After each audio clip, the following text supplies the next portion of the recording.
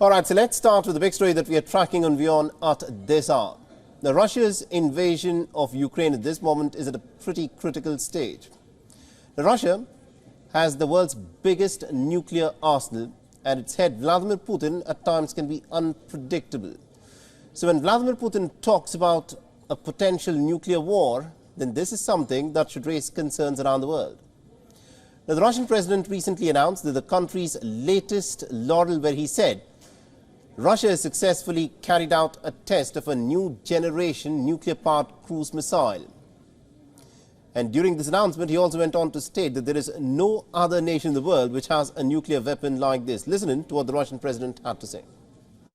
Because from the moment the missile launch is directed, no matter where it comes from, any point of the world's oceans or from any territory, in a retaliatory counter-strike, so many hundreds of our missiles will appear in the air that not a single enemy will have a chance of survival in several directions at once. The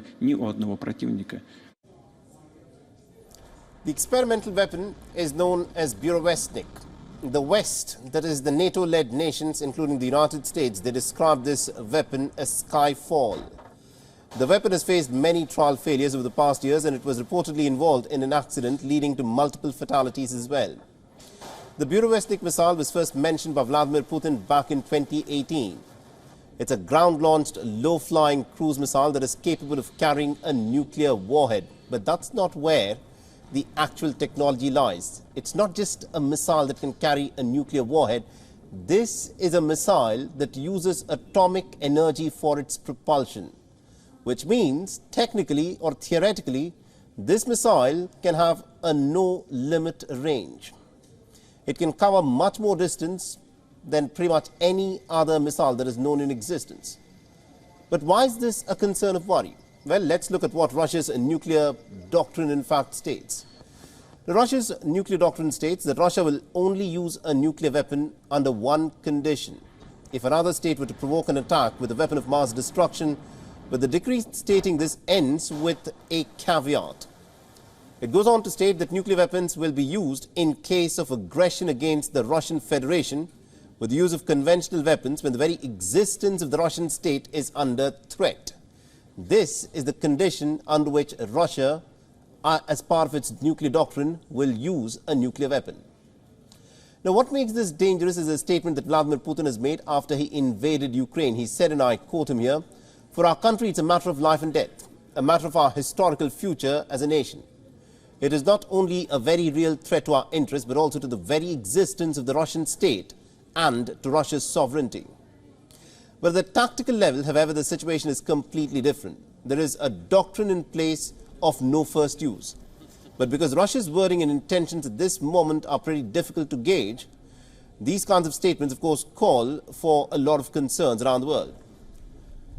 Now, the threat of a nuclear weapon has surfaced multiple times in the last 18-odd months of the war. The problem is that just because Putin has not pressed the red button in the past, that does not mean that he will not press it in the future. But what makes all of this extremely concerning is that because as the war continues to drag on, it has made both parties much more desperate in trying to achieve a victory. And that is what makes these kind of statements extremely concerning. All right, now to give us more perspective on this, we're being joined in by Professor Peter Kuzniak, who's a professor of history and a director of Nuclear Studies Institute at the American University. Now, Professor Kuzniak, thank you very much indeed, sir, for joining us here on WION. You know, every time Vladimir Putin has spoken about, the possibility of nuclear weapons, he said that no nation would dare use a nuclear weapon because it's common sense, it's mutually assured destruction.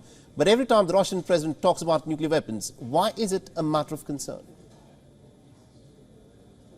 Because even though no nation, no rational, no sane person would launch a nuclear attack, these things can happen either out of desperation or by accident or miscalculation.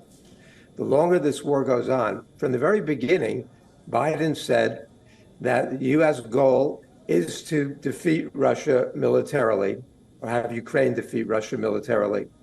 But he has also said that if Russia were in a position where it is being defeated militarily, it would possibly resort to using nuclear weapons. And so our policy is in some ways contradictory, because we are provoking Russia, we say, to be using these nuclear weapons. But we all know from all the tests that have occurred, all the war games that have been done, once a nuclear exchange happens, it's very difficult to stop it.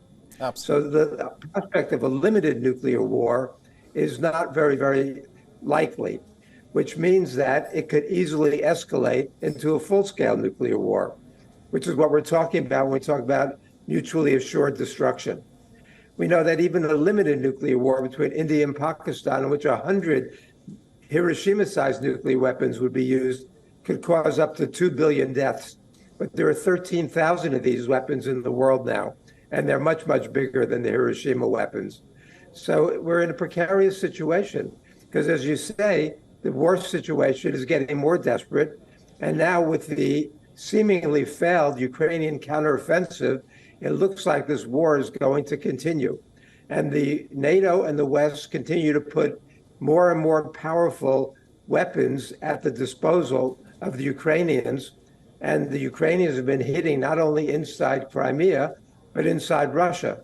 And so the dangers of escalation are very, very real and very frightening. And also, Professor, you've been following this war very closely and looking at the developments that are happening within the United States of America. How much of an appetite for war do you think the American government actually has at this moment in backing Ukraine's war efforts, considering that there is an election that is due next year and the Republicans are not very warm to the idea that they should continue pumping more weapons into the Ukrainian battlefield?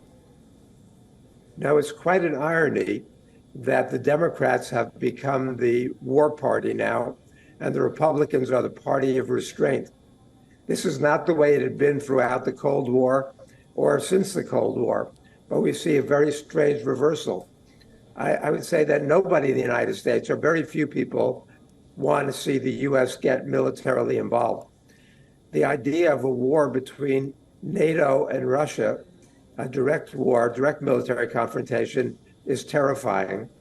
This is the closest we've been to nuclear war in 61 years since the Cuban Missile Crisis. And so that's why many people in India, right, in China, in Brazil, in the Vatican, at the UN, are calling for both sides to de-escalate, to have a ceasefire, to start the path of diplomacy. But as you say, with the election coming up, and with Biden going to be 82 years old, Biden is desperately trying to project strength. And to do so, he's got to show that he's not going to yield at all to the Russians over Ukraine. And so that's creating a very dangerous situation now. The American people don't want war. And the American people are getting more and more tired of continued military support for Ukraine. We're seeing the same thing happening now with Slovakia, with Poland, with other parts of Europe now. The appetite for continuing this war is decreasing. Absolutely. So I think that, of course, is the crux of this matter. It remains to be seen how much further the United States and its Western allies will, of course, continue to back Ukraine in this war, because it's difficult to predict as to what could happen if the war were to continue. But one can only expect that common sense prevails. Thank you very much indeed, Professor Kuzniak, for joining us and getting us those details there. Thank you. WION is now available in your country. Download the app now and get all the news on the move.